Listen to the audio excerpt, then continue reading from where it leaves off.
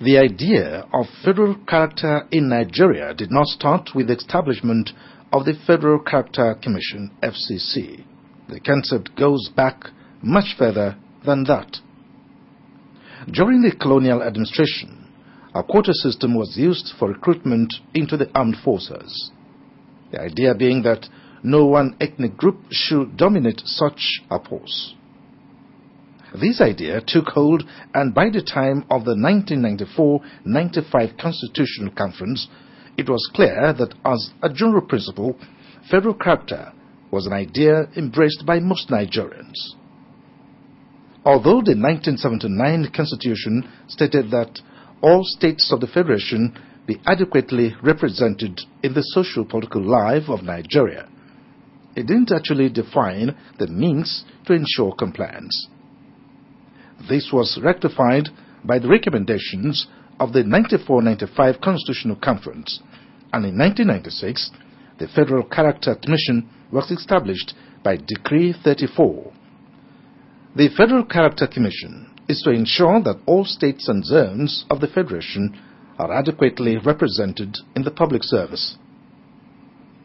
They also have the mandate to ensure socio-economic amenities and infrastructural facilities are fairly distributed nationwide. The Commission's job is essentially regulatory, to ensure that all employers of labor that come under the purview of the federal government comply with guidelines that has been set by the Commission. The mission of the Federal Character Commission, as apprehended and approved after the Bauchi retreat of June 2008, is channeling public investments towards sustainable national development. Public investment in terms of men and material, because capital, human capital, is a form of investment of a nation.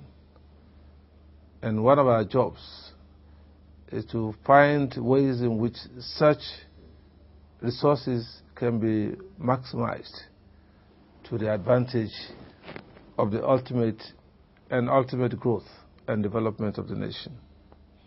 So we find that men and women who are engaged in jobs, as well as men and women who are charged with the responsibilities of placing them, conduct themselves and their affairs in such a way as to move towards the original intent of the founding spirit of the Federal Character Commission, which is achieving national unity. And you cannot achieve national unity unless you practice equity. And equity is the business of the Federal Character Commission. In order to ensure adequate representation of all stakeholders in the public sector, the Commission is to work out a formula for the same. The formula is subject to National Assembly approval. The Commission is to promote and enforce compliance with the principle of federal character, as well as take measures to discipline defaulters, including prosecution. The Commission is also to redress issues of under- or over-representation. The Commission works through a two-tier system.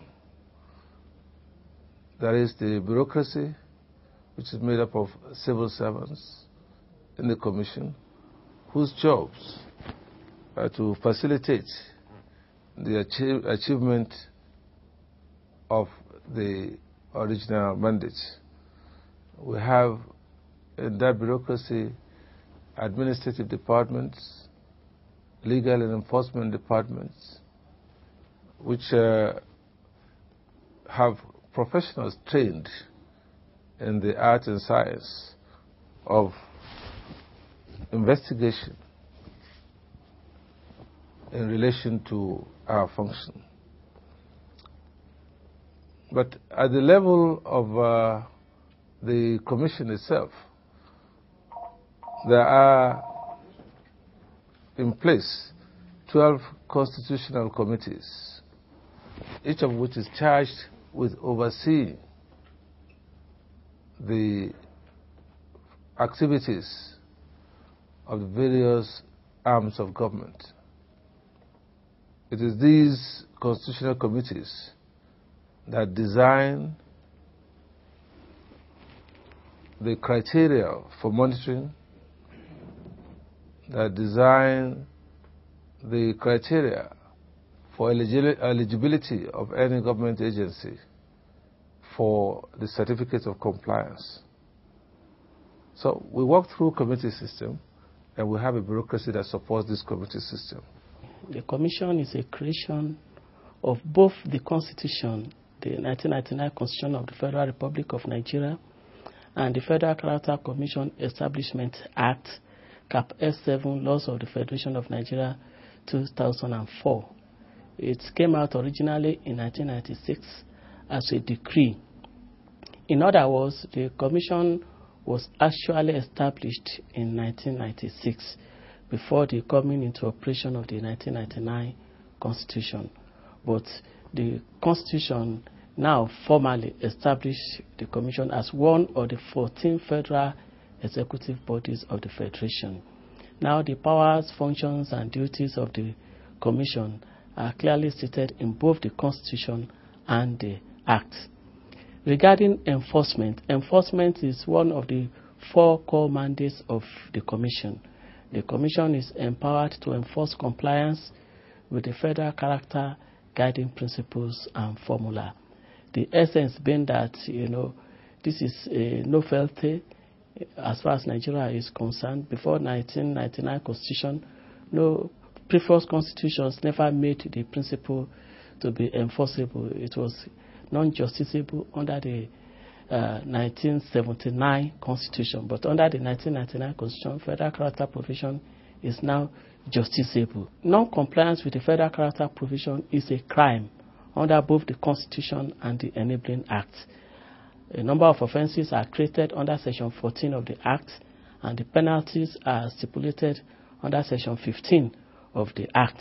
We monitor recruitment exercises by MDAs, and if we discover that an MDA is going about its recruitment exercise in a way that will lead to the breach of the provisions, we will step in before the breach is consummated. We have the power to stop any recruitment exercise that is being conducted in a manner contrary to the guidelines. We have the power to summon the chief executive of an erring MDA. We have the power to report an erring MDA to the appointing authority. We are empowered to prosecute the chief executive of such an MDA and other principal officers of the MDA who either aided, abetted, or contributed one way or the other to such an infringement. The core functions of the Commission are carried out by 6 departments: Administration and Supplies, Finance and Accounts, Legal and Enforcement, Personnel Management, Planning, Research and Statistics, Public Enlightenment, and Monitoring. There are 4 special units divisions under the Office of the Chairman: Internal Audit, State Operations Division, Surveycom Unit, and Commissioner's Secretariat under the Office of the Secretary. We have today, under the purview of the Federal Character Commission, agencies of government and the ministries, departments and agencies, numbering up to almost 500, which we oversee, which we monitor, and we can say that more than 70% of these agencies, departments and ministries are behaving in ways consistent with the vision and mission of the Federal Character Commission.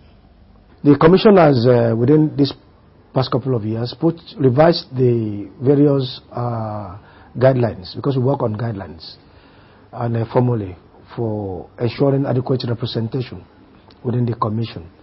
And that is being taken very, very seriously now by various organizations, such that, you have to advertise any vacancies for 6 weeks. You have to send us even the list of your your long list of shortlisted candidates. Where necessary, if it's at top management level, we are represented. It's just mandatory that you let us be there so that we are represented, and just as observers, not we interfere in your affair. And after that, before you also release the final letter, we have to give you a certificate of clearance. These are new innovations which, by and large, has made most organizations to sit up. And of course, the benefit of that is that the average Nigerian, at least now, has a voice.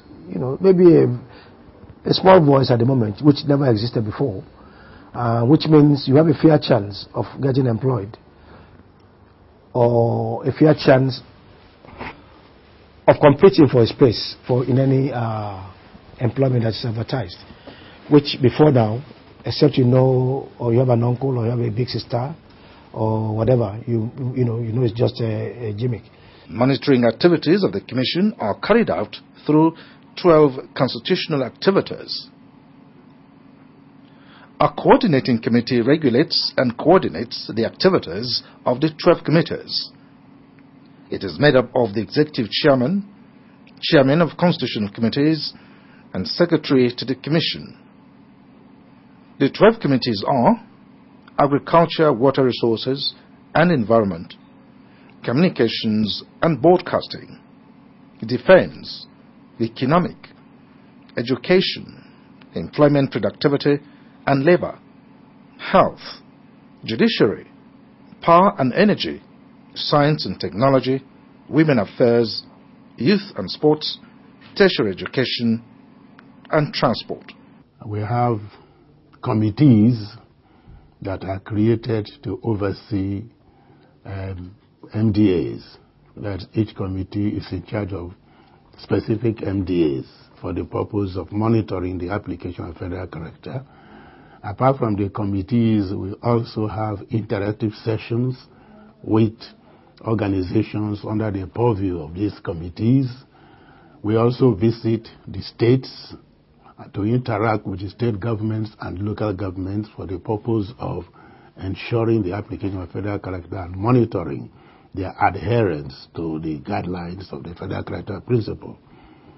It entails the seeing to it that all the committees, or rather MDS, under the purview of this committee, first they submit their regular staff nominal roles on annual basis, comprehensively, and then they comply with the relevant rules and the guidelines of the Commission regarding any recruitment into the service.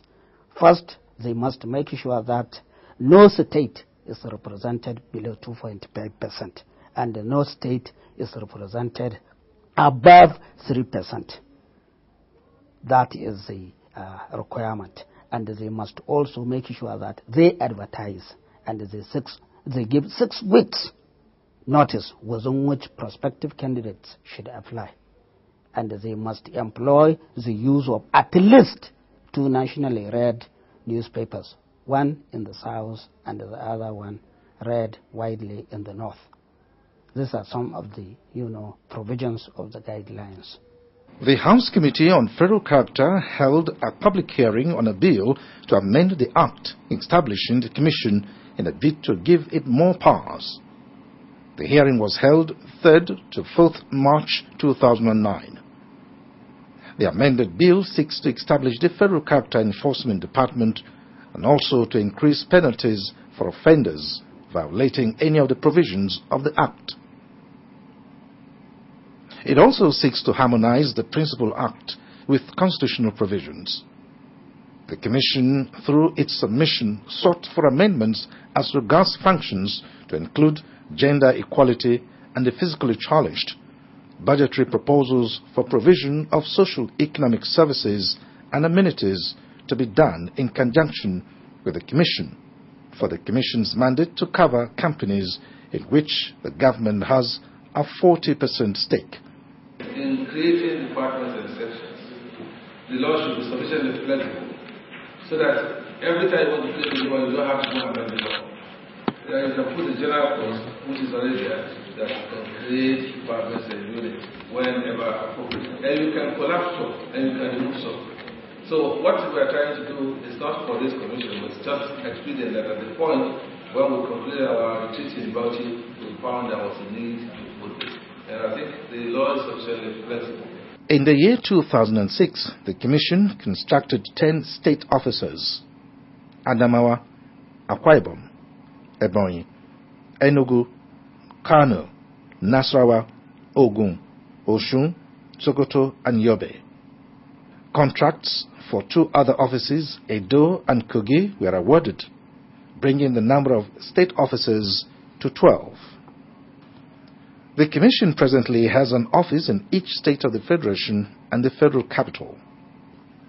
One of the Commission's major challenges comes from critics of the principle of federal character who are determined to hold on to their historical advantage and attempt to subvert the efforts of the Commission by not abiding by or totally ignoring the Commission's guidelines and directives. The Commission also has a major challenge in ensuring equitable distribution of socio-economic amenities. Some agencies and the MDS will do employment without letting the Federal Character or Civil Service Commission know about it. They will do it backdoors. And because they do it backdoors, they will find it difficult to release nominal roles of that